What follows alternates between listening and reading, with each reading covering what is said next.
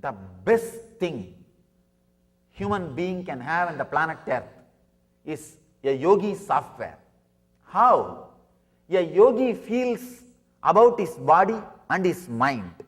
That's the best thing a human being can have in the planet Earth. How a yogi feels about himself.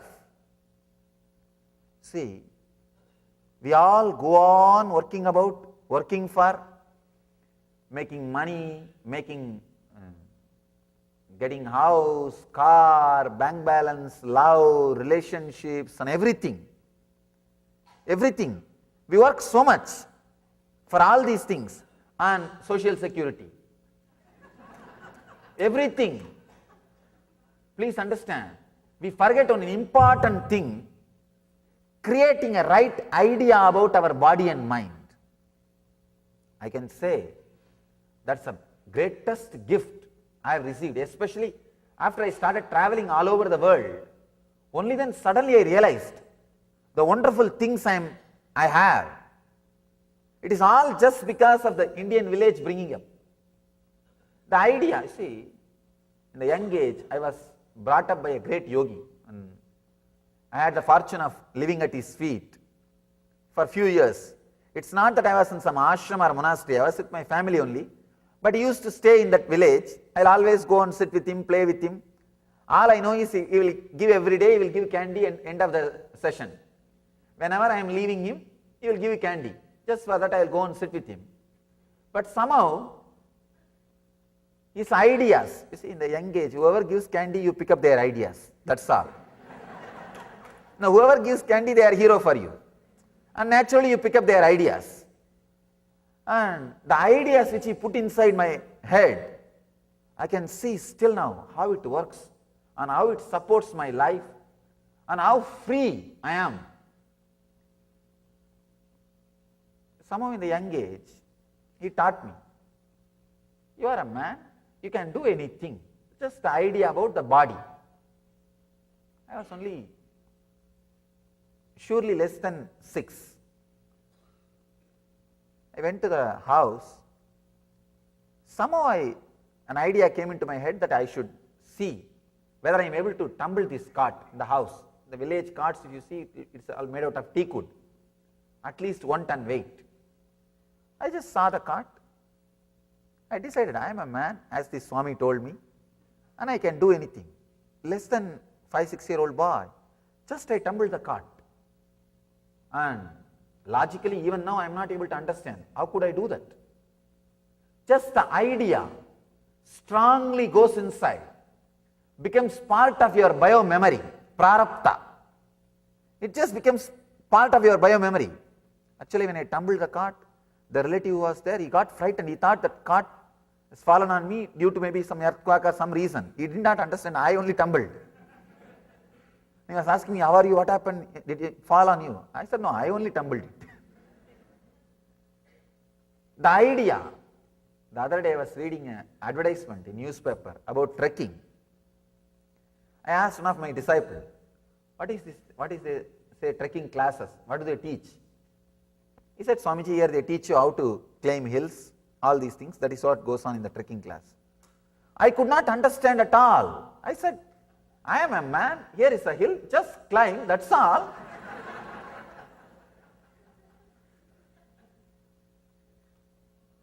And he says, no, you can't do like that, Swamiji, it needs a lot of lesson.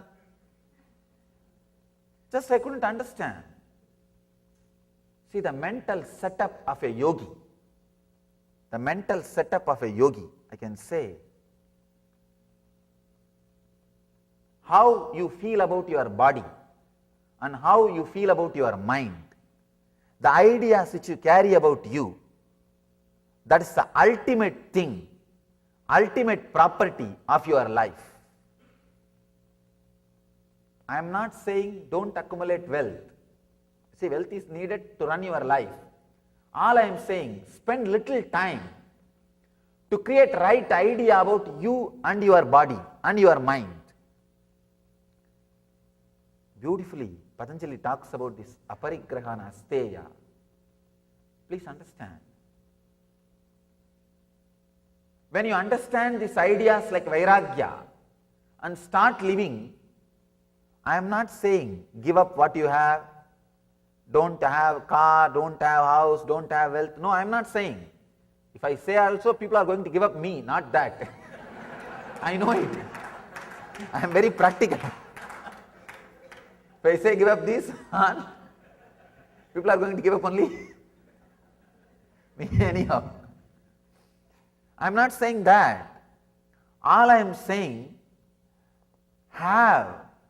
just know that your body can do so much, your mind can do so much without many of the things which you think are important to you.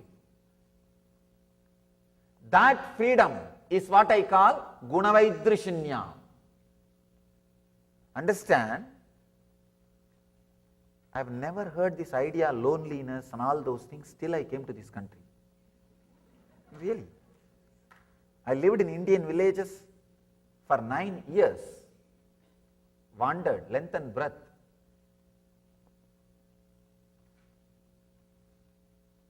Sometimes I wonder, the ideas which we carry about ourselves is the root cause of all sufferings. The first thing we need to understand, the Tripudi does not have logical connection. The object and the experience which is created in the experiencer, all the three do not have logical connection. Sometimes the same object which was giving you suffering can suddenly create joy. Sometimes the same object which was giving joy can create suffering. Sometimes for no reason you can be in joy. Sometimes for no reason you can be in suffering.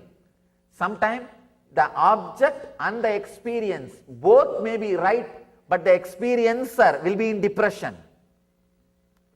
You can see, and the experience, everything will be proper, but the experiencer suddenly says no to everything and you lock yourself in the room.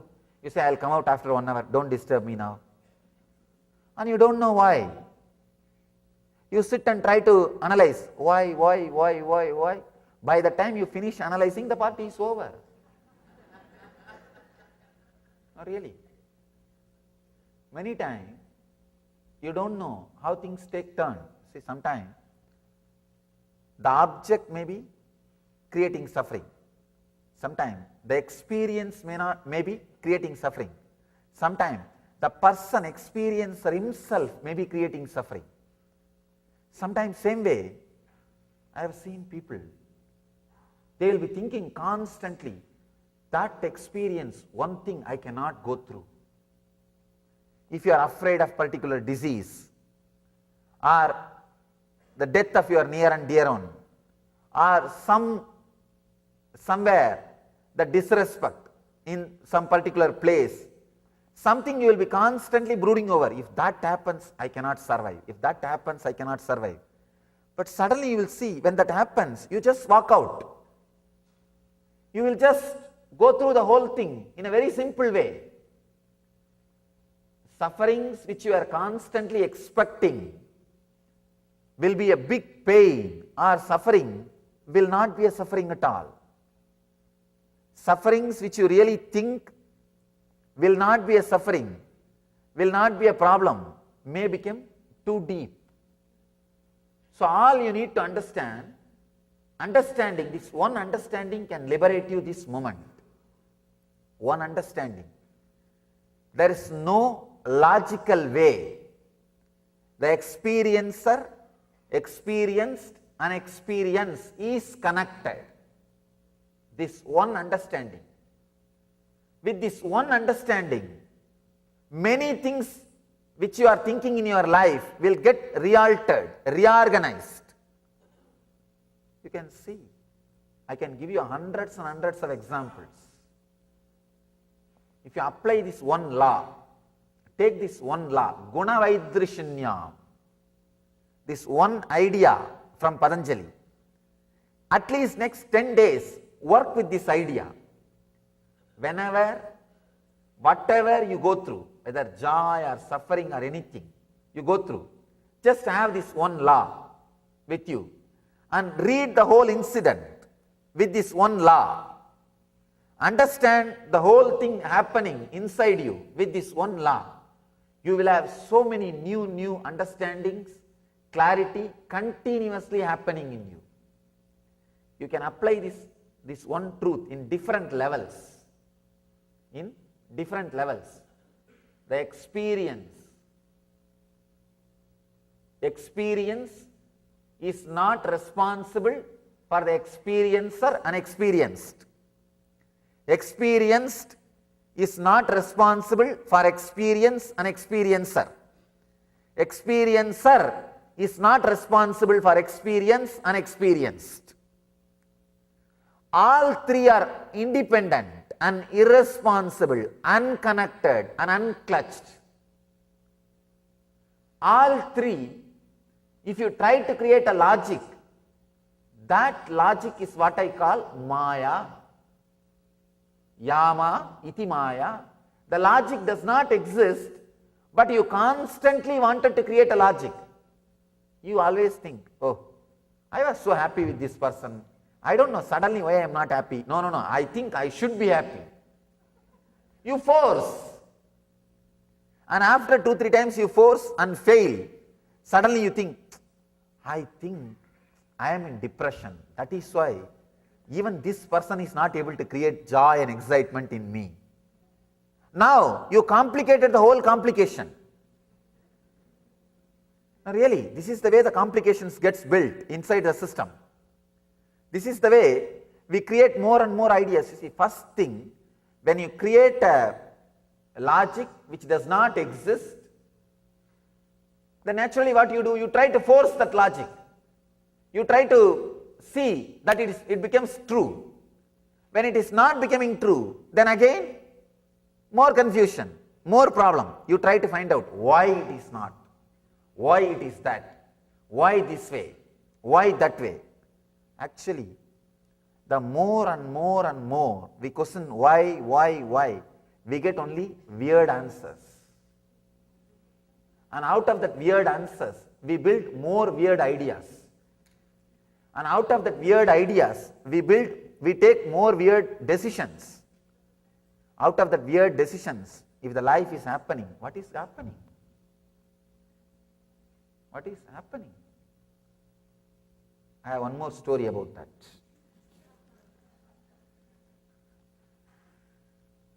A man was telling his friend, my grandfather predicted in advance the very year in which he was going to die. If you talk to your village, if you are from Indian village, every village will have like this 1 or 2 couples who fix the time and died. The grandfather dies immediately, grandmother will die. Of course, it's a great thing. Of course, here the story is not about that great thing. He predicted the year in which he was going to die. What is more? He knew the exact month he was going to die, the precise day he was going to die, and even the time of the day he was going to die, and he was right on every account. The friend says, that is uncanny. How did he know all that? Can you stop photographing? It disturbs people. How did he know all that? How did he know all that? This guy says, no, the judge told him.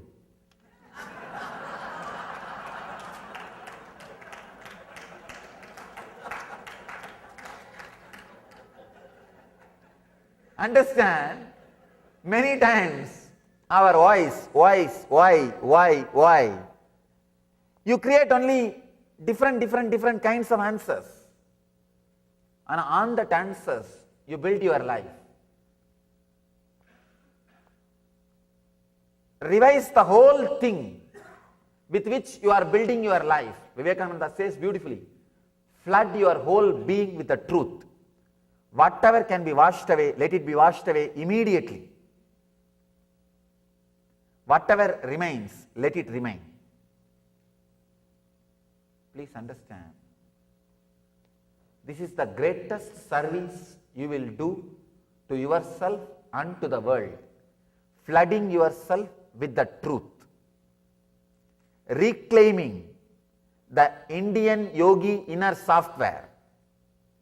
Many people come and ask me, Swamiji, I want to serve our tradition, especially in this country. I want to hold on to our tradition. I want to spread our dharma. I want to stand for our dharma. I tell them, first thing, please understand, you bring the truth. You feel empowered by the truth. You feel filled by the truth. Just have the utility value of the Vedic inner software. Utility value of the Vedic identity. You experience that utility value. Only then you will be able to serve. Only then you will have courage to stand up for the Vedic truth. You will have energy to protect and serve. Otherwise, I have seen these guys. They go on shouting, we will protect Dharma, we will protect Vedic Dharma, we will protect Hinduism, we will protect Dharma. They go on, shout and create politics among themselves. That's all. See, when you don't have enemy to fight with others, what to do? Then fight with ourselves. I have seen all the organizations which starts planning to protect Dharma without drinking the Dharma, without living the Dharma, ends up in politics and killing themselves. Killing themselves.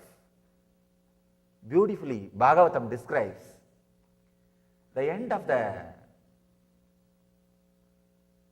Krishna's age, the whole Dwapar, that place where he was living, the whole thing was destroyed. And the whole thing went inside the ocean, and all the Gopas, they all killed each other. There, beautifully the Bhagavatam describes, because these people did not bring the Dharma of Krishna, they only tried to protect. When you only try to protect, you are searching for enemy.